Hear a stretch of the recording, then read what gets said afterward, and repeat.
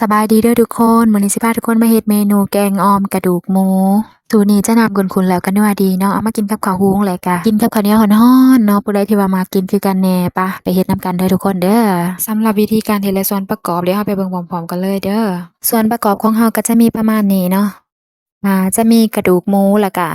เขาจะใส่ศีรหมูแล้วก็หนังหมูติดมันแหน่เนาะลงไปเผื่อว่าเวลาที่ว่าเราออมหั้นนะมันจั่งสิออกมาแซ่บเนาะแล้วก็จะมีปลาแดกเนาะ มะแข้งหรือว่ามะเขือพวงแล้วก็มะเขือและพิเศษจะมีข้าวเบื่อส่วนว่าเครื่องหอมเนาะก็จะมีผักชีไข่ใบขี้หูดแล้วก็บักพริกแห้งส่วนเครื่องปรุงก็จะมีข่าน้อแป้งนัวแล้วก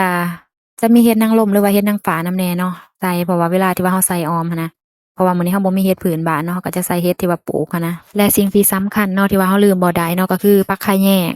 อันนี้เขาจะใส่ผักคะแยงและผักขาดเนาะสำหรับผู้ใดที่ว่ามักผักอีตูก็สามารถใส่ผักอีตูได้เด้อทุกคนเด้อเพราะว่ามันจะเฮ็ดให้ออมของเราหั้นนะกลิ่นหอมแล้วก็น่ากินขึ้นไปเติมอีกขั้นตอนต่อไปเนาะเราจะเอาข้าวเบื่อแล้วก็บักพริกแห้งเนาะแล้วก็หัวผักชีไข่ที่ว่าเราซอยไว้หั้นนะลงมาใส่กันเนาะแล้วก็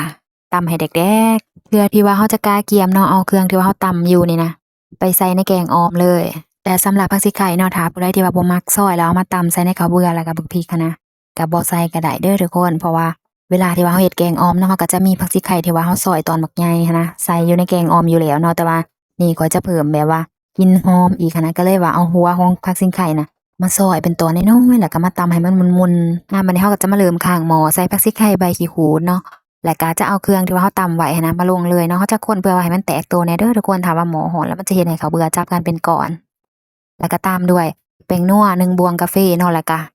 ็ข่าน้อ1บวงกาแฟลงไปเลยแล้วก็จะใส่ปลาแดกลงไปแหน่เนาะแล้วก็ตามด้วยข้าวเบื่ออีกเนาะเพราะว่าเราจะบ่ได้ตำเบิดเนาะเราจะแบ่งไว้เผื่อว่าเราจะมาโรยลงอีกหั้นนะเพื่อเพิ่มกลิ่นหอมแล้วก็เฮ็ดให้น้ำแกงอ่อมของเราหั้นนะเข้มข้นดีบัดนี้เราก็จะมาเริ่มเร่งไฟเลยเนาะ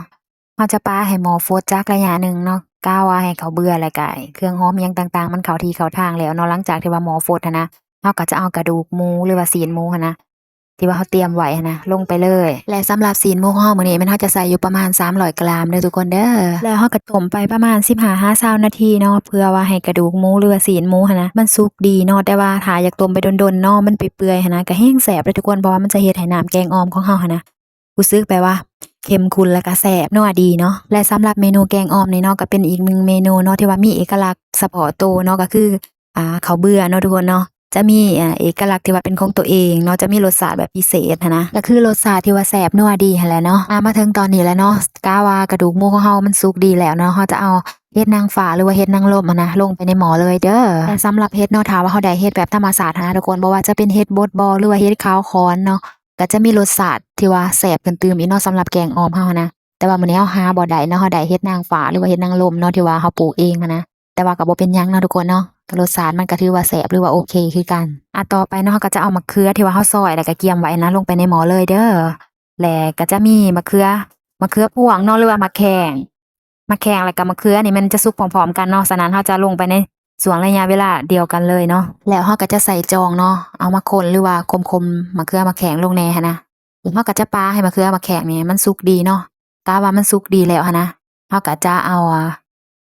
ผักคะแยงแล้วก็ผักขาดเนาะลงไปเลยสำหรับผักนี่ก็แม่นขั้นตอนสุดท้ายของแกงอ่อมของเราแล้วเนาะเพราะว่าผักนี่ก็เป็นอิหยังที่ว่าสุกง่ายเนาะเราก็เลยเลือกที่ว่าจะใส่ตามที่หลังของอันอื่นเลยหั้นนะหลังจากที่ว่าเราเอาลงแล้วเนาะเราก็จะใส่จองคนๆเนาะเพื่อว่าให้ผักแล้วก็แกงอ่อมของเราหั้นนะเข้าเนื้อเข้าหนังกันเนาะหรือว่าให้ผักของเราน่ะมันหอมอยู่ในแกงอ่อมนั่นเนาะจะปาให้หม้อฟดจักระยะหนึ่งเนาะถือว่าแกงอ่อมของเราก็สุกสำเร็จแล้วเนาะทุกคนหน้าตาก็ออกมาก็เป็นตาแซ่บเนาะทุกคนเนาะกินของแกงอ่อมของเรานี่ก็หอมส่วนเราหิวข้าวในเวลานี้เลยเนาะ